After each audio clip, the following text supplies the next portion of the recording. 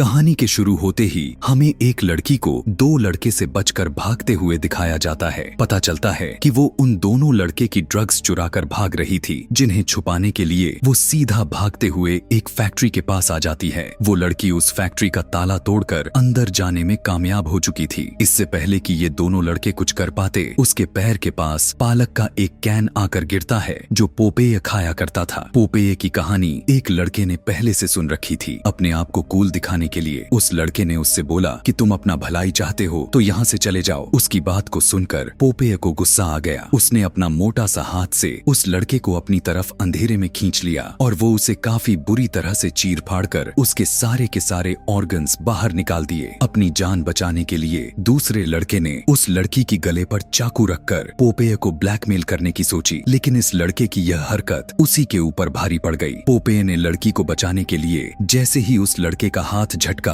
तो उसका हाथ टूट कर निकल गया। इसके बाद पोपेय ने अपने दोनों हाथों के बीच में उसका सर को रखकर उसका पूरे सर को निचोड़ डाला और वो लड़का वहीं पर अपना जान से हाथ धो बैठा। पोपेय ने उस लड़की को काफी मदद तो की थी, लेकिन लड़की डरकर पोपेय से कहती है कि तुम तो एक मॉन्स्टर हो। यह सुनकर पोपेय को गुस्सा आ जाता है। इसी गुस्से में उसने लड़की को भी नहीं छोड़ा और उसे भी मार डाला। जिसके बाद डेक्स्टर नाम के लड़के को देखते हैं, जिसे पोपेय के ऊपर एक डॉक्यूमेंट्री बनानी है। उसी फैक्ट्री में जाकर, जिस फैक्ट्री में अभी अभी पोपेय ने 3 लोगों को मारा है, जिसमें उसकी साथी थी ओलिविया और उस फैक्ट्री में उसके 3 और दोस्त उसके साथ जाने वाले थे। फैक्ट्री के अंदर हम फैक्ट्री के मालिक लेक्स को देख पाते हैं, जो एक स्ट्रेट एजेंट से इस फैक्ट्री को बेचने की बातचीत कर रहा था। स्ट्रेट एजेंट कहते हैं, मैं इस फैक्ट्री को बेचवा दूंगी, लेकिन उससे पहले जरूरी है कि इस फैक्ट्री से रिलेटेड रूमर्स खत्म हो जाए। लेक्स ने पूछा, कैसा रूमर्स? तो लड़की ने बताया कि आज से 20 साल पहले इस फैक्ट्री को एक बार सील कर दिया गया था, क्योंकि यहाँ की स्पिनच यानी पालक में कुछ इन्फेक्शन पाए गए थे। और अगर उसका कहना झूठा था तो इसके बाद ये फैक्ट्री आखिर चली क्यों नहीं? और अगर यह सब कुछ नहीं है तो क्या यहाँ पर सच में पोपेय रहता है? अभी वो दोनों यहाँ पर बातें कर ही रहे थे कि यहाँ पर लेक्स को एक अजीब सी स्मेल आने लग गई थी। वो चेक करने के लिए आगे बढ़ जाता है, जबकि उसके पीछे वो खड़ी हुई लड़की को डर लगने लग गया था। अचानक से उसके भारी कदमों की आवाज सुनाई देने लग गई है, जो तेजी से उसी की तरफ बढ़ रहे थे। अचानक से उसके कंधे पर किसी ने हाथ रखा और उसने जोर से चीख मार दी कि तभी उसे पता चला कि ये तो यहाँ इस फैक्ट्री का गार्ड था। वो लड़की बहुत ज्यादा डर चुकी थी, लेक्स के समझाने के बावजूद भी कि वो तो सिर्फ यहाँ का गार्ड था, लेकिन वो उसकी एक नहीं सुनती और वहाँ से सीधा भागने के बारे में ही सोचती। जल्दी जल्दी में वो यहाँ पर अपना फाइल को ही भूल जाती है। इसके बाद लेक्स भी उस फैक्ट्री से बाहर निकलने ही वाला था। जाने से पहले उसने अपने पावरफुल बॉडीगार्ड से कहा कि अगर इस फैक्ट्री में कोई है भी तो उसका यहाँ से सफाया कर दे, क्योंकि जल्द ही इस फैक्ट्री की डील होने वाली है और मैं यह नहीं चाहता कि डील कैंसिल हो जाए। यह कहकर लेक्स यहाँ से चला जाता है और वो हट्टा कट्टा बॉडीगार्ड अपने काम को निपटाने के लिए लग जाता है। बिना डरते हुए वो पूरे फैक्ट्री को देख रहा था, लेकिन तभी उसे वहाँ पर वही 2 लाशें नजर आया, जिन्हें कुछ देर पहले ही पोपेय ने उनको मौत के घाट उतारा था। कि तभी उसके सामने अब बड़ा सा पोपेय आ गया। उस आदमी ने अपने आप को बहुत बड़ा ताकतवर समझते हुए पोपेय के ऊपर हमला किया, लेकिन यहाँ पर पोपेय को कुछ नहीं फर्क पड़ा। पोपेय ने उसे एक हाथ मारते हुए उसे नीचे धड़ाम करके गिरा दिया और फिर बिना ज्यादा मेहनत के उसके सर पर अपने पैर को रखकर उसका सर का कीमा बना डाला और उसे भी मौत के घाट उतार दिया। यहाँ पर हमें उन दोस्तों के ग्रुप्स को दिखाया जाता है। ये लोग एक बार में आए हुए थे, जहाँ से इन्हें अपनी एक और दोस्त को पिक करना था। वो उसके वहाँ पर आते ही वो जल्दी से अपना काम निपटाने में लग जाती है, तो ये लोग पोपेय द स्लेयर मैन के बारे में बातें करने लग जाते हैं। केटी का मानना था कि यह सब एक मनगढ़ंत कहानियां हैं, ऐसा सच तो नहीं हो सकता। इनकी बातें पीछे बैठा हुआ एक बूढ़ा आदमी भी सुन रहा था, जो वो कहता है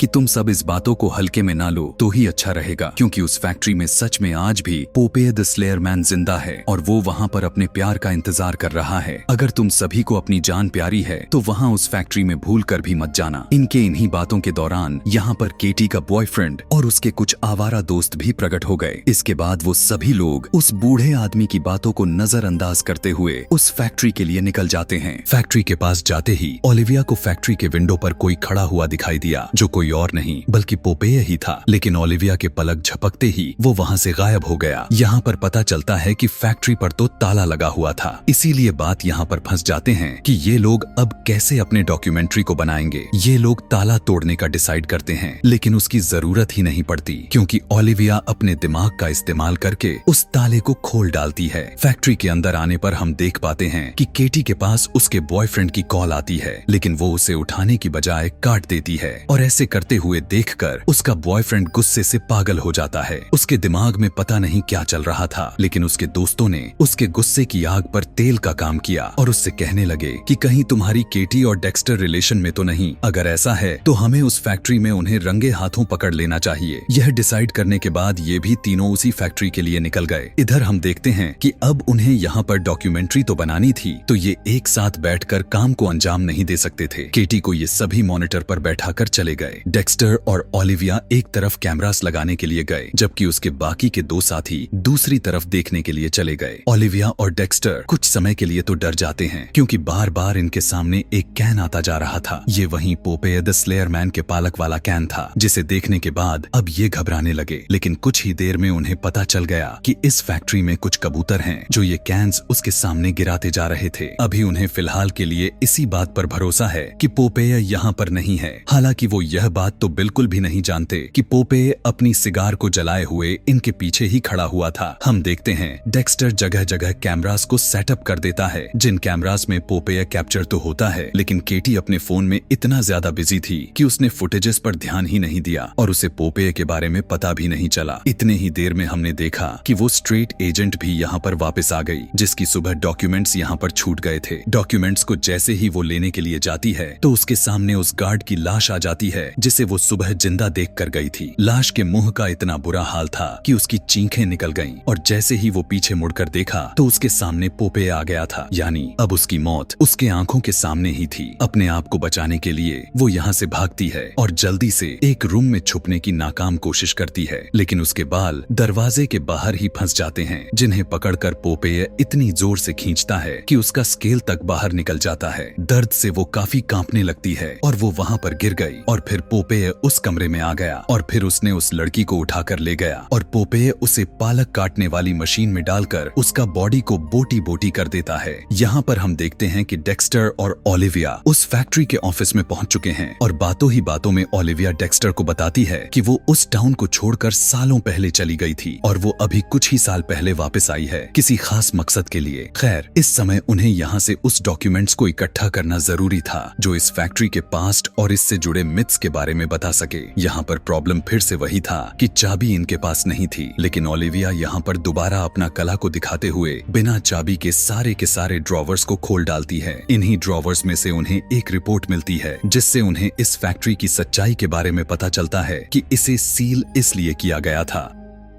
क्योंकि यहाँ की पालक वाली कैंस में जहरीली पदार्थ मिली थी। एक खास किस्म के जहरीली बैक्टीरिया उस कैंस में मिले थे। डेक्स्टर हैरान हो जाता है कि इतनी बड़ी बातों न्यूज में कोई नहीं दिखाया गया। तब ओलिविया बताते हैं कि लेक्स यहाँ की आधे से ज्यादा इस शहर की मालिक है, उसकी पहुँच बहुत ऊपर तक है। इस बात को कवर करना उसके लिए कोई बड़ी बात नहीं थी। अभी वो इस बारे में बातें ही कर रहे थे कि तभी उसके बाकी के दोनों साथी भी उसके पास उसी रूम में आ जाते हैं और अब यहाँ ये चारों एक साथ आगे चलने लगे। ये सभी एक ऐसे रूम में चले गए जहाँ दीवारों पर एक पोयम लिखी हुई थी। इस पोयम को पोपेय द स्लेयर मैन से बचाने के लिए लिखा गया था। वहाँ पर आने वाले लोगों को डराने के लिए उसमें लिखा गया था कि अगर तुम्हें करीब से धुएं की स्मेल आए तो अपने आप को बचाने की कोशिश करो और अगर तुम डर गए तो समझो कि पोपेय के हाथों तुम उसके शिकार बन गए। इधर हम देख पाते हैं कि उस फैक्ट्री में जॉय और उसके दोस्त भी आ चुके थे और उसका गुस्सा अभी उसके सराखों पर ही था, जबकि यहाँ पोपेय केटी के पास आ गया था। केटी यहाँ पर जो कि बिल्कुल अनजान थी, एकदम से पोपेय को देखने पर उसने जोर से चीख मारी और अपनी जान बचाने के लिए यहाँ से भागने लगी। भागते हुए वो जॉय से टकरा गई। इससे पहले कि वो जॉय यानी अपने बॉयफ्रेंड को कुछ भी बता पाती, लेकिन गुस्से में जॉय उसकी कोई भी बात सुनने को तैयार ही नहीं था और उसका फोन को पटक कर ही तोड़ डालता है। पोपेय अब इनके पीछे भी आ जाता है। पोपेय को देखकर एक लड़का जल्दी से पोपेय के सामने आता है और सीधा उसके सीने में एक चाकू स्टैब कर देता है, लेकिन इतने छोटे मोटे हमलों से पोपेय को कहां फर्क पड़ने वाला था। जिस लड़के ने यह किया था, पोपेय उस लड़के को पकड़कर उसके आंखें ही बाहर निकाल देता है। यह देखकर दूसरा लड़का जब सामने आया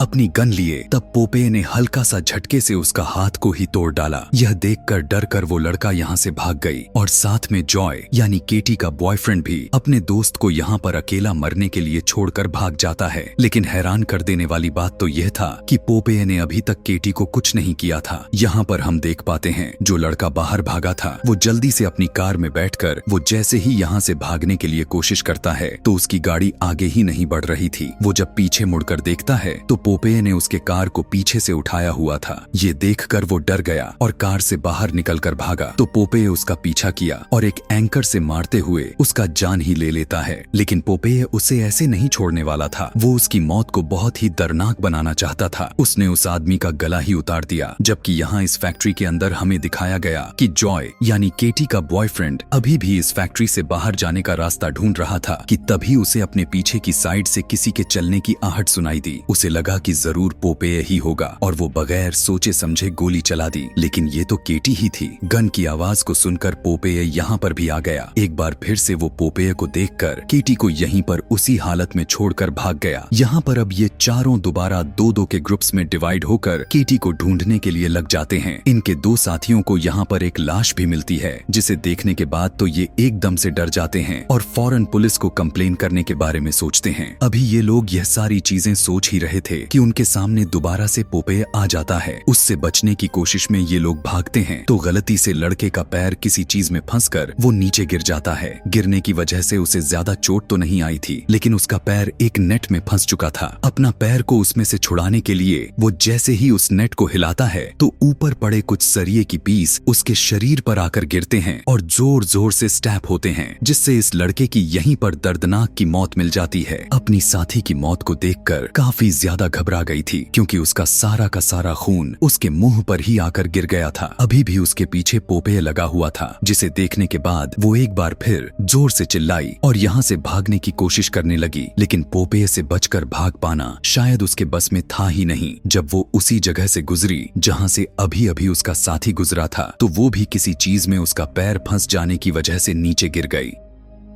ठीक उसी जगह जहां उसका साथी गिरा हुआ था वो उसी के ऊपर गिरी, जिससे उस लड़के के अंदर के सरिये सीधा उसके अंदर भी घुस गया और वो भी मारी गई। यहाँ पर दिखाया गया कि ओलिविया और डेक्स्टर जो इन सभी बातों से अनजान हैं और वो एक ऐसे कमरे में पहुंच जाते हैं जहां पर सारे स्पेनिश कैंस हैं और वहां पोपेय के साथ उसकी फैमिली की पिक्चर्स भी हैं। यहाँ पर हमें पोपेय के असली फॉर्म को दिखाया जाता है। यहाँ पर कुछ खिलौने भी पड़े थे जो पोपेय की बेटी के थे। इसके अलावा यहाँ पर कुछ न्यूज़पेपर के कटिंग्स भी पड़े हुए थे, जिनसे इन्हें पता चलता है कि असल में पोपेय की वाइफ इस फैक्ट्री के अंदर काम किया करती थी और उसी ने जहरीले होने वाले बातों को लिख किया था, जिसके बाद से ही इस फैक्ट्री को बंद कर दिया है। और फिर पोपेय की वाइफ का कुछ भी पता नहीं चला क्योंकि लेक्स ने उसे मरवा दिया था। वो पोपेय जो उसके प्यार में पागल था वो उसे ढूंढने के लिए इसी फैक्ट्री में रुक गया। वो आज तक इसी फैक्ट्री में रहकर अपनी वाइफ को ढूंढ रहा है, उसका आज तक इंतजार कर रहा है। इस फैक्ट्री में जिंदा रहने के लिए वही जहरीली पालक को खाता रहता है, जिसकी वजह से उसकी बॉडी डिफॉर्म हो चुकी है यानी म्यूटेट हो चुकी है और अब वो एक मॉन्स्टर के जैसा दिखने वाला इंसान बन गया है। सारी कहानी सुनने के बाद ये लोग अब काफी ज्यादा डर जाते हैं और जल्दी से यहाँ से बाहर निकलने का फैसला करने लगते हैं। लेकिन उससे पहले इन्हें अपने बाकी के साथियों को तो लेकर जाना था, लेकिन वापस आते ही इन्हें पता चलता है कि उनके दोस्तों को पोपेय ने बहुत ही बुरी तरह से मार डाला है। डेक्स्टर ने फैसला किया कि ये लोग जल्दी से किसी तरह करके दूसरे वाले एग्जिट से होता हुआ इस फैक्ट्री से बाहर निकल जाएंगे और जैसे ही दूसरे एग्जिट की तरफ बढ़ने लगे तो इनके सामने पोपेय आ जाता है। पोपेय ने उसका हाथ पकड़ा और उसे लटका डाला। उसकी इतनी छोटी मूव से डेक्स्टर का हाथ ही टूट गया। इससे पहले कि पोपेय उसे ब्रूटल तरीके से मार देता, ओलिविया उससे कहती है, नहीं तुम ऐसा नहीं कर सकते, तुम उसे छोड़ दो। और यहाँ पर हम देख पाते हैं कि पोपेय ओलिविया की बातों को फॉलो करने लगता है और यहाँ पर रिवील होता है कि असल में ओलिविया ही पोपेय की बेटी थी जो काफी सालों बाद इस फैक्ट्री में वापस आई थी अपने डैड से मिलने के लिए और अपनी मॉम को ढूंढने की उम्मीद में। ओलिविया काफी सालों बाद अपने डैड को देख पा रही थी। ये दोनों एक दूसरे को देखकर काफी इमोशनल भी हो गए थे, एक दूसरे को गले लगाने ही वाले थे कि तभी पीछे से जॉय ने, जो अभी भी जिंदा बचा हुआ था, उसने पोपेय के ऊपर गोली चला दी। अब पोपेय को गुस्सा आ चुका था, वो जॉय को मारने ही वाला था, लेकिन जॉय ने अपने डिफेंस में यहाँ ओलिविया को पकड़ लिया। लेकिन यही काम उसके लिए सबसे ज्यादा गलत साबित होने वाली थी।